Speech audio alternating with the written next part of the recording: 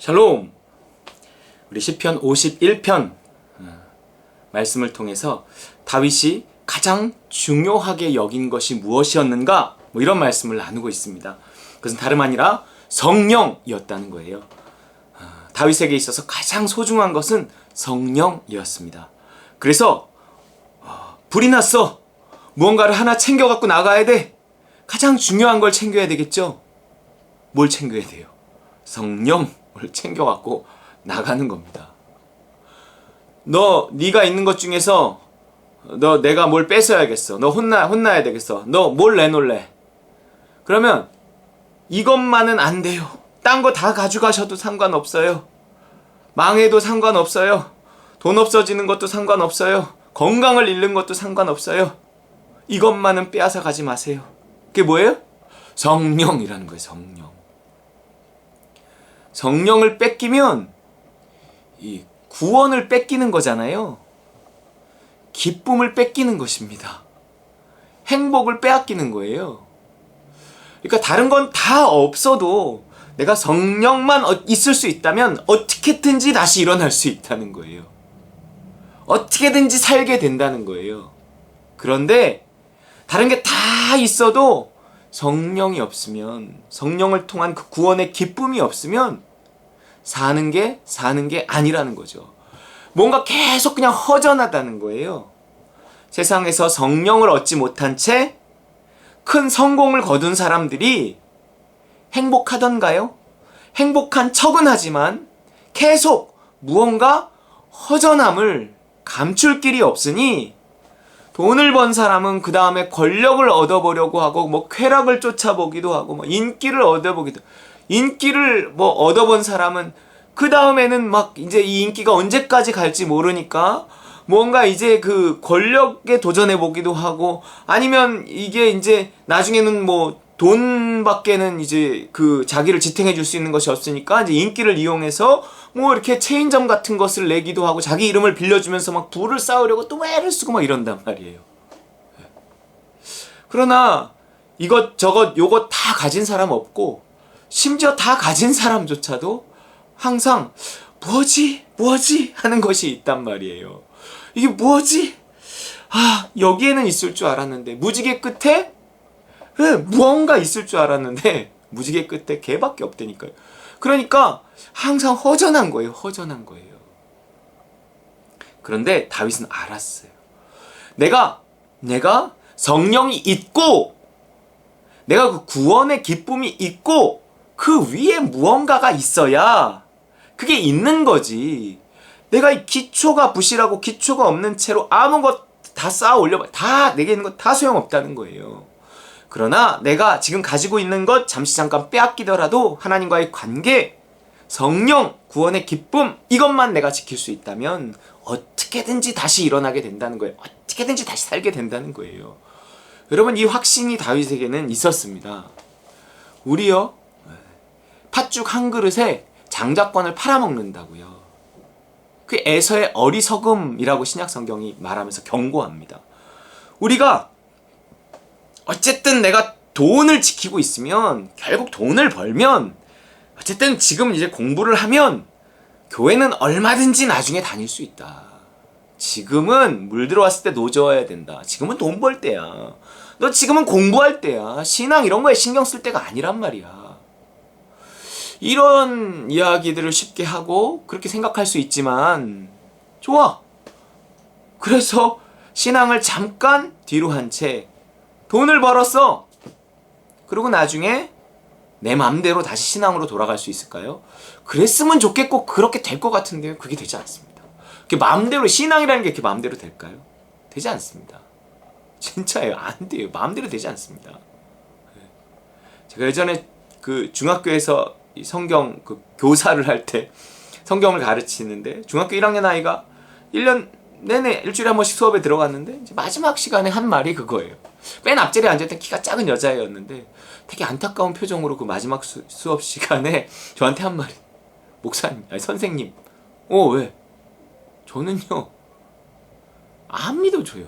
이러는 거예요. 안 믿어줘요. 그런데 너가 왜 안 믿냐? 너 나쁘다. 그 눈에 진심이 보여요. 뭔가 자기는 잘 들었다는 거야. 자기는 심지어 믿고 싶다는 거야. 그 표현이.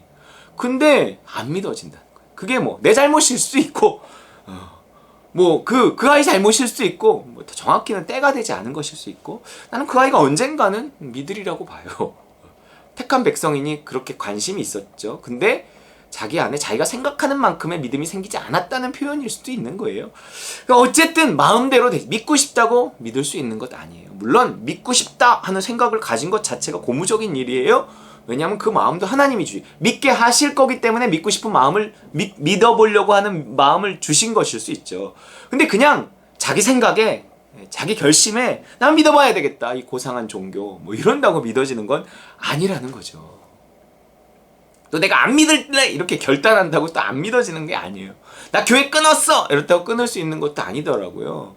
내가 독한 마음을 품고 정말 실망한 마음을 가지고 내가 하나님을 떠날래 이러고 떠나도요 무서워서 다시 돌아오고요 허전해서 다시 돌아오고요 이게 또 마음대로 되지 않습니다. 그렇기 때문에 믿음이라는 것은 내 쪽에서 좌지우지할 수 있는 것이 아니에요. 하나님의 영역입니다. 하나님이 나에게 믿음을 주시기도 하고 심지어 거두어 가시기도 해요. 거두어 가실 수도 있어요. 그 가능성도 배제하면 안 됩니다. 내가 자꾸 의지적으로 죄를 짓고 하나님이 싫어하는 일을 의지적으로 하면서 내가 의지적으로 안 믿으려고 자꾸 애를 쓰면 하나님은요 그래? 뭐 그러면 뭐 나도 어쩔 수 없지 이럴 수도 있다는 거예요.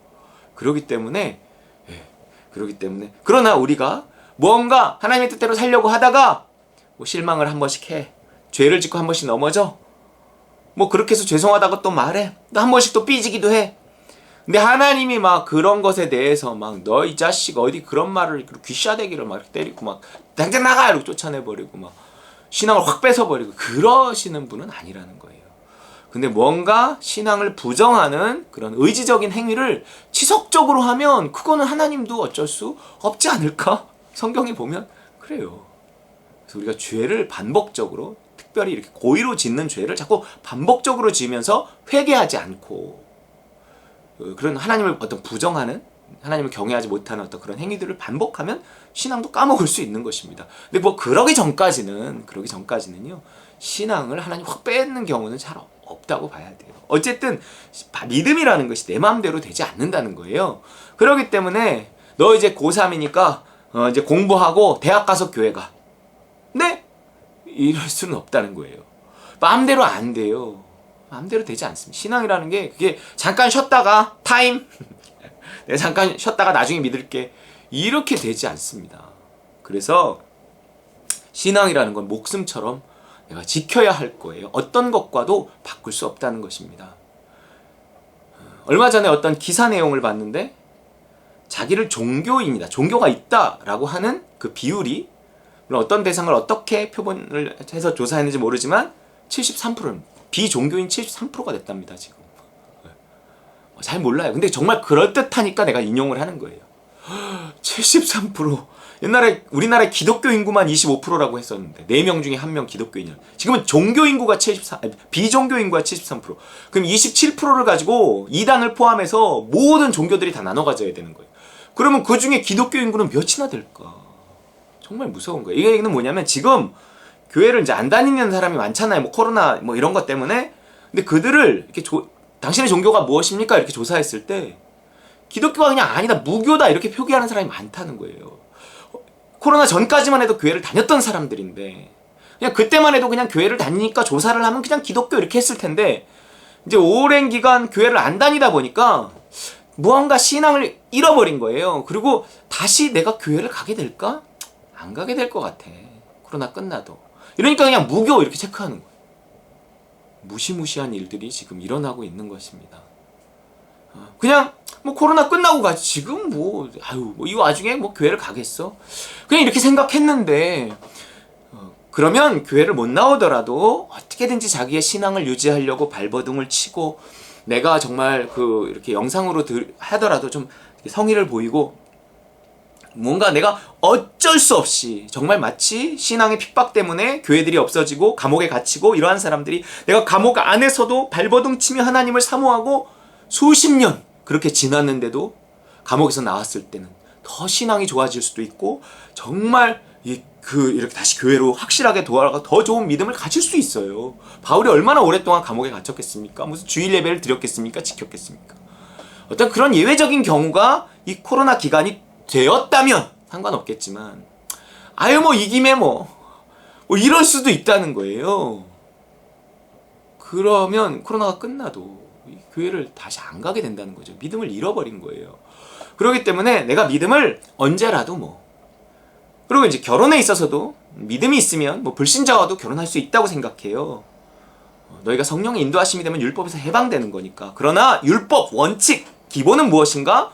믿는 자와의 결혼이 훨씬 낫습니다. 그러나 교회 안에 상대적으로 여자가 많고 남자가 훨씬 적기 때문에 결혼을 하려고 하면 그게 어렵다는 현실이 있어요. 그러니 하나님께 물어야겠죠. 꼭 율법적으로 된다 안 된다 내가 너무 선입관을 갖는 것보다는, 그런데 이런 것이 아닌 내가 아무리 불신자하고 결혼해 난 저 사람 전도하면 되지, 저 사람 나중에 교회 다닌다고 하던데, 너무 가볍게 쉽게 생각해버리면 안 돼요. 쉽지 않습니다. 나는 절대 안 가, 죽어도 안 가, 이런 사람도요, 하나님이 이끄시면 정말 교회 안 갈 것 같은 사람이 교회 나가고 이런 거 얼마든지 있어요. 그런데요, 저 사람은 착해서 내가 나가자 그러면 얼마든지 나갈 거야. 악착같이 끝까지 안 나가는 사람이 있습니다. 착한데 정말 될 것 같은데 뭔가 신앙이 마음대로 안 된다는 얘기를 하는 거예요.